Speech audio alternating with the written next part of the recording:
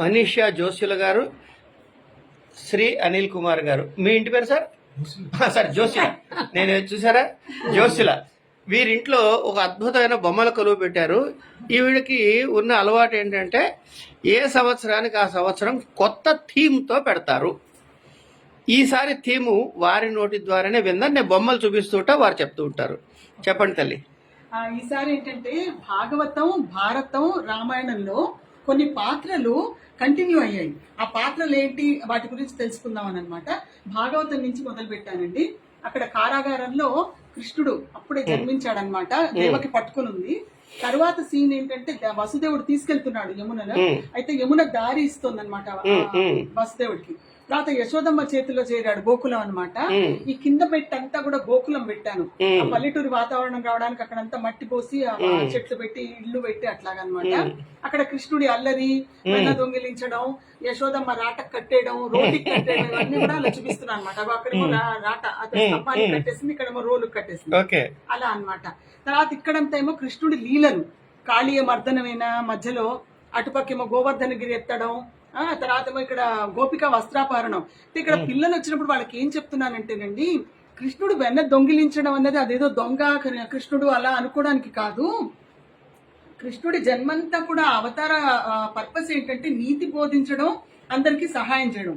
అక్కడ ఏం చెప్తున్నాడంటే ఆ చిన్న పిల్లలకి ఆ వయసులో వెన్న, పాలు, మీగడ, పెరుగు అవన్నీ పెట్టి వాళ్ళని అప్పుడు పెంచాలి. అయితే ఇంకొకటి బాగా ఫుడ్ మీద వాళ్ళకి యావలాగా ఉంటుంది. వాళ్ళకి ఏదైనా నచ్చినది ఉంటే కనుక చేతికి అందివ్వకపోతే వాళ్ళు దొంగతనం చేసినా తీసేసుకోవడం అట్లా అనమాట. పెద్ద దొంగతనం అని కాదు, అలాగా గబుక్కులు పుచ్చుకొని తినేస్తారు పిల్లలు.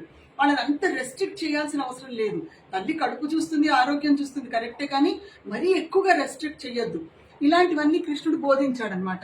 అలాగే గోపిక వస్త్రాపహరణం అదేదో పెద్ద అపహరణ కదా, ఆ బట్టలు ఆయన ఏం చేసుకుంటాడు, అక్కడ ఏం చెప్తున్నాడంటే ఆచ్ఛాదన లేకుండా వివస్త్రలుగా నదులలో స్నానం చేయకూడదు. అదంతా ఏదో ఆచ్ఛాదన పెట్టుకొని చెయ్యాలి. ఇలా ఏదో బోధించాడు తప్ప అదేదో బట్టలు దొంగతనం చేయడం అలా కాదు. ఈ నెక్స్ట్ జనరేషన్ వాళ్ళు అలా కన్ఫ్యూజ్ అవుతున్నారనమాట. కొంచెం రివల్యూషనరీగా తయారవుతున్నారు. వాళ్ళకి అది చెప్పడం కోసం ఇలాంటివి పెట్టాం. సరే, అలాగే నౌకా విహారం, రాసలీల ఇలాంటివి కొంచెం కృష్ణుడు సరదాగా ఎలా ఉండేవాడు, ఆటలు పాటలు అవి చెప్పడానికి అనమాట. తర్వాత ఇక్కడికి వచ్చాక ఎంత సహాయం చేసేవాడు, అవన్నీ కూడా బృందావనం. ఆయన మంచిగా ఎంజాయ్మెంట్ అంటే ఏంటి, లైఫ్ అన్నది ఎంజాయ్ కూడా చెయ్యాలి, ఆడుతూ పాడుతూ గడపాలి అని ఆయన మనకు బోధించాడని చెప్పడం. అవన్నీ దృశ్యాలు అవే. తర్వాత ఇక్కడికి వద్దామండి. ఇదేంటంటే ఆయన బాల్య స్నేహితుడు కుచేలుడు చాలా పాపం ఆపదలో ఉన్నప్పుడు, డబ్బు లేనప్పుడు, పేదరికంలో ఉన్నప్పుడు అనమాట, అటుకుల మూట తీసుకుని చూడడానికి వస్తాడు. అయితే ఆ అటుకులు ఇవ్వడానికి మొహమాట పడుతున్నప్పుడు కృష్ణుడే తీసుకుని తిని ఒక్కొక్క గుప్పెడికి అతనికి ఐశ్వర్యాన్ని ఇస్తాడనమాట. ఇక్కడ సింహాసనంలో కూర్చోబెట్టి సత్కరించి, సో బాల్య స్నేహాన్ని మర్చిపోకుండా స్నేహితులకు ఎంత సహాయం చేయాలి అని కూడా బోధిస్తున్నాడు. తర్వాత వచ్చి ఇక్కడ సమంతకమణి స్టోరీ. ఇక్కడ వినాయకుడిని చూసి చంద్రుడు నవ్వినప్పుడు పార్వతి చెప్పిస్తుంది కదా. అయితే అనుకోకుండా కృష్ణుడు పాలనలో చంద్రుడిని చూసినప్పుడు ఆయనకే ఆ నీలాపని ఎందుకు కలుగుతుంది, ఆ శమంతకమణిని దొంగిలించావు, నాకు అది శమంతక పండి. అయితే దానికి వెతుక్కుంటూ వెళ్లి జాంబవంతుడితో యుద్ధం చేసి ఆ శమంతకమణిని తీసుకొచ్చి సత్రాజిత్కి ఇచ్చి మొత్తానికి తన మీద పడ్డ నీలాపని పోగొట్టుకున్నాడు. మనకి చేసిన సహాయం అక్కడ ఏంటంటే ఈ కథ చదివి అక్షింతలు వేసుకుంటే మనకి కూడా నీలాపనింద రాదు.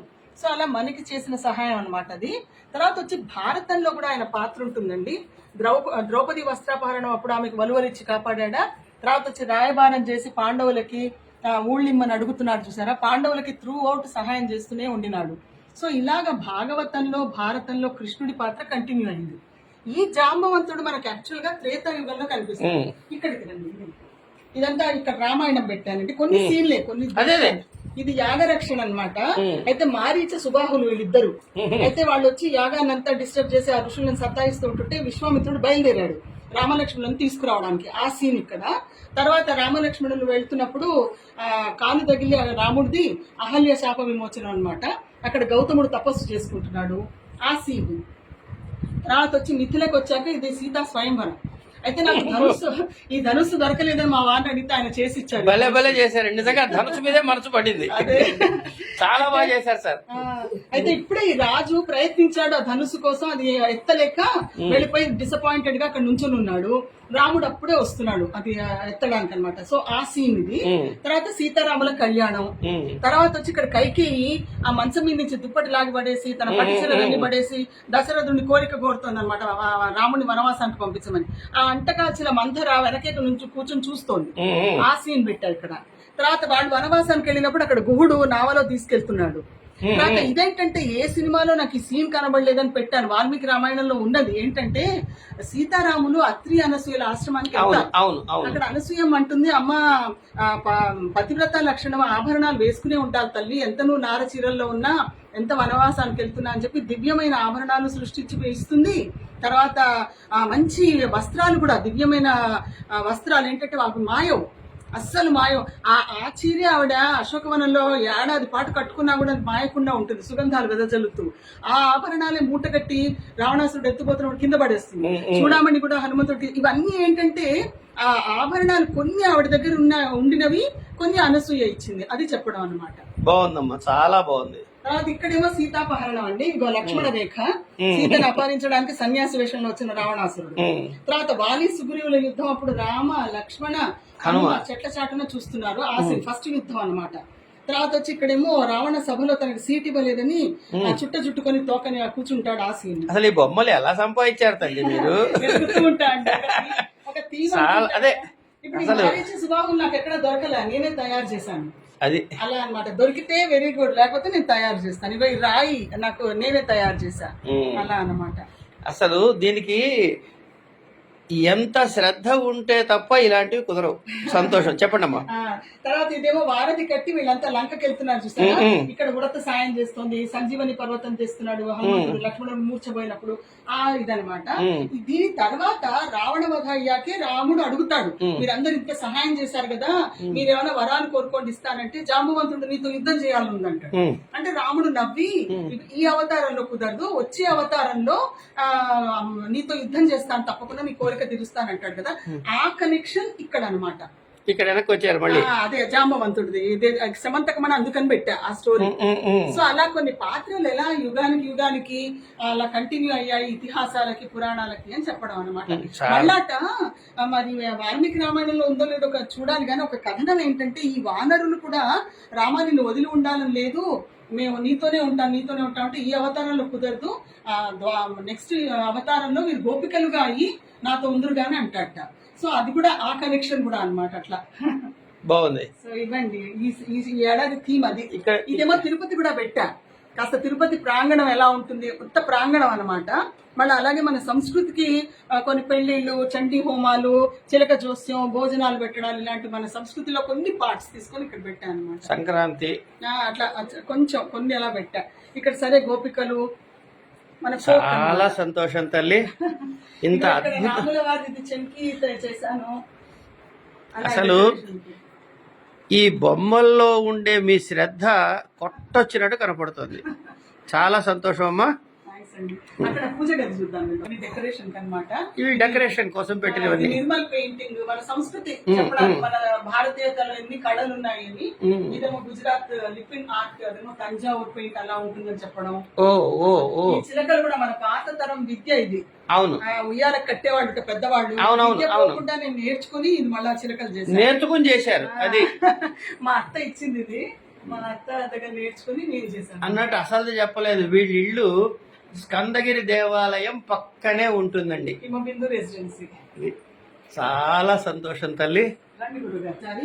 దండ మంగళసూత్రం ఇవన్నీ గుచ్చాను అనమాట అమ్మవారికి. వీళ్ళు నవదుర్గలండి. నేను నవరాత్రులను నవదుర్గలకు రోజుకొక దుర్గకి పూజ చేసి కథ చదువుకుని నైవేద్యాలు పెట్టి చేస్తానన్నమాట. వీళ్ళు నవదుర్గలు. తర్వాత ఇదేంటంటే నేను రాసిన పుస్తకం ద్వైతాద్వైతం అని. అందులో ఒక్కొక్క చక్రానికి, శరీరంలో ఉన్న చక్రానికి ఎవరు అధిదేవతలో ఆ పుస్తకంలో చెప్పారు. అండ్ ఆ దేవతల స్తోత్రాలన్నీ సంస్కృతకి తెలుగులోకి మీనింగ్ రాశాను అనమాట. ఈసారి ఎవరో మళ్ళీ చెప్పండి అన్నమాట. ద్వైతము అనే పుస్తకం రాశానండి. ఆ పుస్తకంలో ఏంటంటే మన శరీరంలో ఉన్న 7 చక్రాలకి ఒక్కొక్క చక్రానికి ఒక అధిదేవత, సంబంధిత దేవతలు ఉన్నారు అని డిస్క్రైబ్ చేశాను. చేసి ఆ చక్ర వివరణ కూడా అన్నమాట. చక్రాలు బలహీనపడితే ఏమి వ్యాధులు వస్తాయి, వాటి నుంచి ఎలా తప్పించుకోవచ్చు అదంతా చెప్పి మనలోనే దేవుళ్ళు ఉన్నారు అని ప్రూవ్ చేయడం అన్నమాట. ఆ దేవతల స్తోత్రాలన్నిటికీ కూడా సంస్కృత స్తోత్రాలకి తెలుగులో అర్థాలు రాశాను. ఎందుకంటే అర్థాలు తెలుసుకుని ఆ స్తోత్రాలన్నీ కూడా చదువుకొని సహస్రనామాలు శ్లోకాలు అన్ని చెప్పారనమాట అక్కడ తెలుగులో అర్థాలు. అయితే ఒక్కొక్క చక్రాన్ని జాగృతం చేసుకుంటూ మనం మొత్తం కుండలిని శక్తిని జాగృతం చేసుకోవచ్చు అని ఆ పుస్తకంలో చెప్తున్నాను అనమాట. అది బొమ్మల కొలు రూపంలో వివరిద్దామని చెప్పి ఇక్కడ ఊరికే ఏ చక్రానికి ఏ దేవుడు అన్నట్టుగా బొమ్మ చాలా బాగుందమ్మా, చాలా బాగుంది, చాలా బాగుంది. మూలాధారానికి గణపతి, స్వాధిష్టాన బ్రహ్మ అట్లా అనమాట. సరే ఇక్కడ ఎలాగో కలశం పెట్టుకుంటా. ఇది ఏంటంటే కైలాస పరిక్రమ పెట్టానండి. మేము కైలాసం చూడడానికి వెళ్ళాం కదా, అదనమాట. డార్చిన్ అనే ప్లేస్ నుంచి పరిక్రమ మొదలుపెట్టి యమద్వారం గుండా వెళ్తారు. ఫస్ట్ డే పరిక్రమ అయ్యాక దీరాపుక్ అనే ప్లేస్ లో పడుకుంటారు. ఆ ఫస్ట్ డే పరిక్రమ అప్పుడు ఆ కొండలు, బ్రౌన్ కొండలు అన్ని రకరకాల షేపుల్లో కనిపిస్తాయి అనమాట. సింహం లాగా, మూషికం లాగా. అక్కడ రెండో రోజు బయలుదేరి డోల్మాల పాస్ అని 18,000 అడుగుల ఎత్తుకి ఎక్కి దిగినప్పుడు గౌరీకుండ, ఆకుపచ్చ కుండు కనిపిస్తుంది. ఇప్పటికీ పార్వతీదేవి అక్కడ స్నానం చేస్తుందని నమ్ముతారు. అండ్ అక్కడే ఆవిడ పసుపు సున్నిపిండితో వినాయకుడిని తయారు చేస్తుంది అక్కడే. అయితే అక్కడ ఫ్లాగ్స్ పెట్టి ఉంటాయన్నమాట. టిబెట్ వాళ్ళు నమ్ముతారు ఇవి పంచభూతాలకి ప్రతీక అని 5 రంగుల ఫ్లాగ్స్ పెట్టి ఉంటారు అక్కడ. సరే సెకండ్ డే పరిక్రమ అయిపోయాక ఆ నైట్ జుతుల్పుక్ అనే ప్లేస్ లో పడుకుంటారు. తర్వాత 3వ రోజు బయలుదేరి మన డార్చిన్ వచ్చేస్తారు. సో ఏంటంటే మాకు ఆక్సిజన్ సరిపోక మేము పరిక్రమ చేయలేకపోయాం. నేను మా వారు మమ్మల్ని ఏం చేశారంటే ఆ వ్యాన్లలో అష్టపాదకి తీసుకెళ్లారు. సో మేము 2 కిలోమీటర్ల దగ్గరలో కైలాస పర్వతాన్ని, నందికొండని చూడగలిగాం. అది మా అదృష్టం, చాలా సంతోషించాం. తర్వాత ఇది మానస సరోవరం అండి. అక్కడ హంసలు ఉంటాయి. మాకు రాత్రిపూట 2:30కి వెళ్తే అక్కడ బంగారు నక్షత్రాలు, తెల్ల నక్షత్రాలు కనిపించాయి. అవి మునిగి మాయమైపోవడం అదంతా మేము కళ్ళారా చూసాం. నా తల్లే. సో అది కూడా అందరికి చెప్పడానికి పెట్టాను అనమాట మానస సరోవరం. ఇదేంటంటే కైలాస పర్వతం ఎలాగో పెట్టా కాబట్టి 2 కథలు. అక్కడ రావణాసురుడు తపస్సు చేసి ఆత్మలింగం సంపాదిస్తాడు కదా, వినాయకుడు ఈ బాలుడి రూపంలో వచ్చేసి గోకర్ణంలో దాన్ని పెట్టేస్తాడే, ఆ కథ అనమాట. తర్వాత వచ్చి రావణాసురుడు కైలాసంలోకి వెళ్ళడానికి ప్రయత్నిస్తున్నప్పుడు నంది అడ్డుకుంటాడు. అయితే వాళ్ళిద్దరు సంవాదం అనమాట అక్కడ. తర్వాత కోపం వచ్చి రావణాసురుడు ఒక్కొక్క తలని నరికేసుకుంటాడు, కైలాస పర్వతాన్ని ఎత్తుతాడు.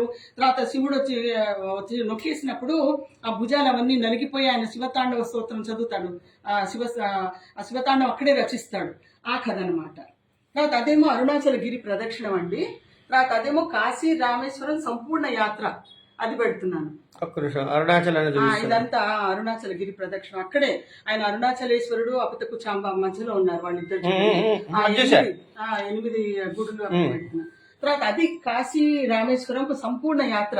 అగో ఫస్ట్ వెనక వెళ్తున్న క్యూ ఏమో కాశీ నుంచి రామేశ్వరం వెళ్తున్నారు అన్నట్టు చూపిస్తున్నా. అక్కడ రామేశ్వరంలో ఉన్న 21 బావులకి ప్రతీకగా 2 పెట్టావు. తర్వాత ఈ క్యూ ఏమో ఇక్కడ ఈసి రామేశ్వరం నుంచి కాశీకి వెళ్తున్నారు ఇసుక ముచ్చుకొని, అలా అనమాట అది. తర్వాత ఇదేంటంటే పశుపతినాథ్ మందిరమును కేదార్నాథ్ అండి. ఈ 2 చూస్తే ఒక జ్యోతిర్లింగం కింద లెక్కట. అంతేగాక ఒక చిన్న కథ ఏంటంటే అక్కడ పాండవులు కౌరవులందరినీ వధించాక పశ్చాత్తాపంతో శివుణ్ణి ప్రార్థిస్తడానికి వెళ్తే శివుడు దొరకడు. ఆయన వృషభం రూపంలోనే వృషభాల్లో కలిసిపోతాడనమాట. అయినా కూడా పాండవులు ఆ పట్టు వదలకుండా ఒక వైపు నుంచి ఆ వృషభాలన్నింటినీ రెచ్చగొడతారు. భీముడు 2 కొండల మీద నుంచి చూస్తూ ఉంటాడనమాట.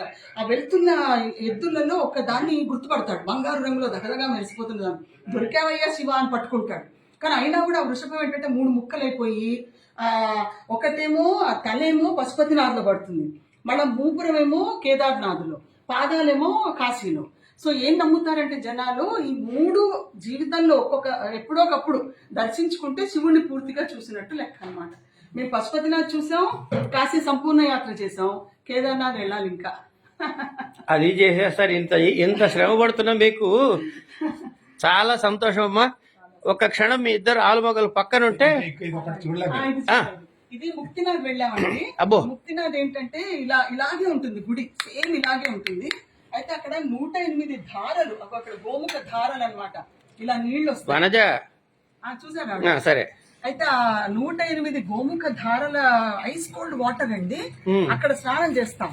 వాటి కింద అలా పరిగెడుతూ ఎందుకన్నానంటే అంత చల్లదనం భరించలేము. అదే అందుకని అక్కడ స్నానాలు ఫస్ట్ చెయ్యాలి. చేశాక ఇది పాపగుండం, ఇది పుణ్యగుండం. వీటిలలో కూడా స్నానాలు చేశాక బట్టలు మార్చుకొని ముక్తినాథ్ని దర్శించుకోవడానికి వెళ్తాం అన్నమాట. సో ఇది ఒక మోడల్ లాగా మా వారు చేశారు. ఇది గ్రేట్ అండి బాబు. సో ఇది అసలు మాట రావట్లే. మీ శ్రద్ధ ఇక్కడ కనపడేది మీ భక్తి, మీ శ్రద్ధ.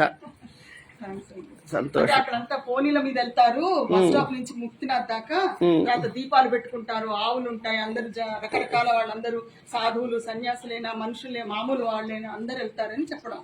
ఇట్లా పక్కకి రెడ్డి. ఈ దంపతులేనండి ఇంత కష్టపడి చేసింది. మీ అందరికి, వీళ్ళందరికీ వాళ్ళ తరఫున శుభాకాంక్షలు, వారందరికీ, వీరిద్దరికి మీ అందరి తరఫున శుభాకాంక్షలు నేనే తెలియజేస్తూ స్వస్తి.